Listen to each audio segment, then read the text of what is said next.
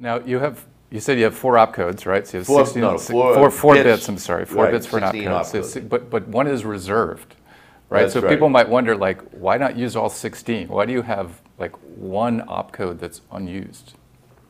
So it turns out I had 16 opcodes. And so as you pointed out, and I also reiterated, that it's a rich instruction set, even though it's a very small instruction set.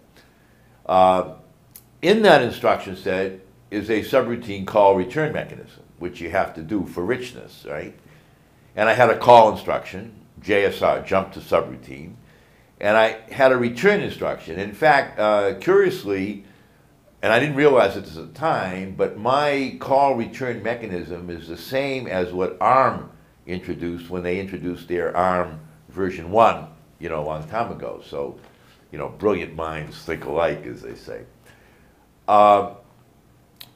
The call return mechanism works by the call instruction. So when you call a procedure or subroutine, program is running, and now what you do is you want to do this extra piece of work. So there is an instruction that says, go there and do this piece of work. And when you get done, come back. Come back where? To the place where you came from.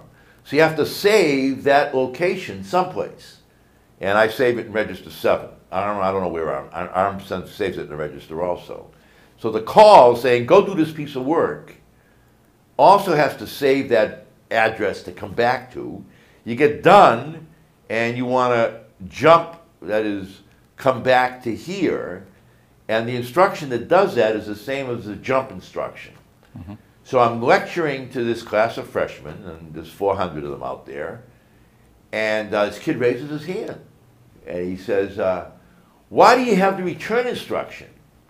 Why don't you just use the standard jump instruction, which is another one of your instructions, only identify which register in the instruction, and now you've got the return, and you don't need the return opcode. You've saved yourself an opcode. And I'm up there and wow, that's brilliant, and of course I did it.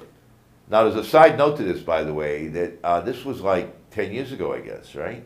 No, more than that, because the book came out in 2004, so it was probably 11, 12 years ago.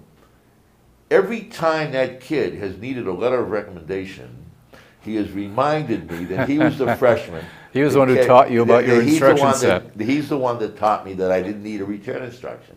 So I got 15 now, so what do I do with the other opcode?